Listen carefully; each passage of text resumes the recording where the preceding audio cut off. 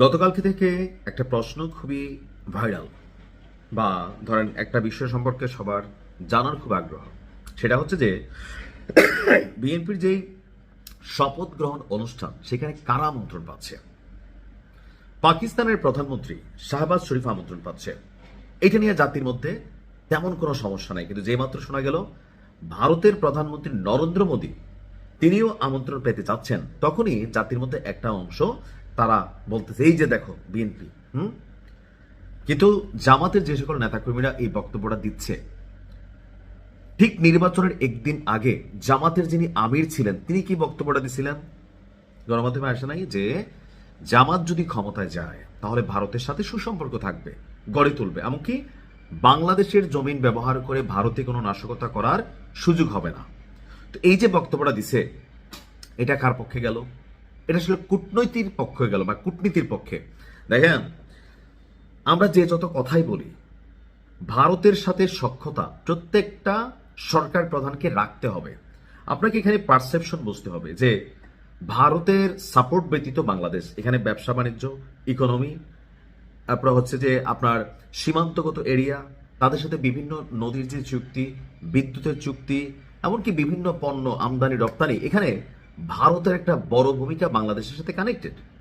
এমনকি বাংলাদেশকে স্থিতিশীল অবস্থায় রেখে যদি শাসন করতে হয় বা দেশ চালাইতে হয়, সরকার চালাইতে হয়, সেই ক্ষেত্রে ভারতের সরকারের সাথে সুসম্পর্ক রাখতে হবে।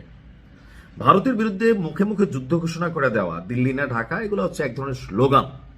বাট রিয়েলিটি হচ্ছে দিল্লির সাথে আওয়ামী লীগ যেমন সুসম্পর্ক রাখছে, সেখানে কিছু নেগেটিভিটির মধ্যে একটা ছিল যে ভারত যা বলতো আমরা কোনো রিপ্লাই দিতাম না। সীমান্তে বাংলাদেশের মানুষকে বিএসএফ গুলি করে মারত। তৎকালীন সময়ে আওয়ামী লীগের মন্ত্রীরা বলতো বাংলাদেশের মানুষ গরু চুরি করতে যায়, তো দেশের মানুষের জন্য কর্মসংস্থান কেন রাখেন নাই? কেন গরু চুরি করতে যাইতে হইল?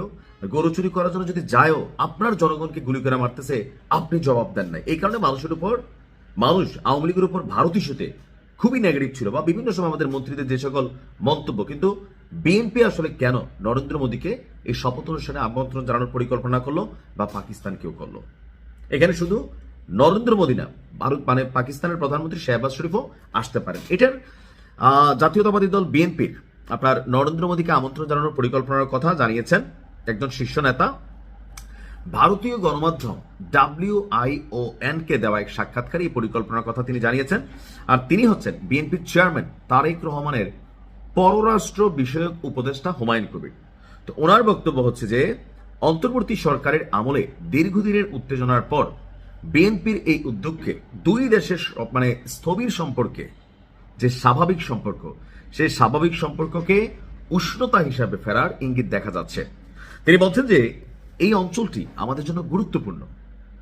তারেক রহমানের পররাষ্ট্রনীতি একটি গুরুত্বপূর্ণ অংশ। আমাদের লক্ষ্য এই অঞ্চলকে প্রভাবশালী অঞ্চলে পরিণত করা। উদ্বোধনী অনুষ্ঠানের আমন্ত্রণ পাঠানোর ক্ষেত্রে অগ্রাধিকার রয়েছে। সময়সীমা কম, তবে সদিচ্ছা আছে। আর এই আমন্ত্রণের মাধ্যমে আমন্ত্রণকে সুসম্পর্ক গড়ে তোলার লক্ষ্যে নেওয়া একটি শুভেচ্ছা উদ্যোগ বলে বিএনপি মনে করছে। তিনি বলছেন যে আপনি কাউকে অনুষ্ঠানে অংশ নিতে আমন্ত্রণ জানালে স্বাভাবিকভাবে তার উপস্থিতি প্রত্যাশা করেন, এটি সদিচ্ছার বহিঃপ্রকাশ। তো তারেক রহমানের যে বৃহত্তর পররাষ্ট্র কূটনীতির চিন্তা ভাবনা আছে, সেখান থেকে আশেপাশে যে দেশগুলো আছে তাদেরকে তিনি আমন্ত্রণ জানাতে যাচ্ছেন। এখন এটার মধ্যে এখানে অনেক কিছু কানেক্টেড। সার্ক এবং বিমস্টেক নামক যে সংস্থাগুলো আছে তাদের সাথেও এই পররাষ্ট্রনীতিকে ব্যবহার করে একটা পজিটিভ ভাইব তৈরি করবে। দেখেন, মুখে মুখে ভারতের নিয়ে কথা বলা সোজা, কিন্তু ডক্টর ইউনূস সরকার 18 মাসে ভারতের সাথে কয়টা চুক্তি বাতিল করছে? ভারত থেকে উল্টা দেখেন কি পরিমাণ পণ্য আমদানি রপ্তানি করছে। তো পণ্য খাইছে কি? আমরাই তো খাইছি।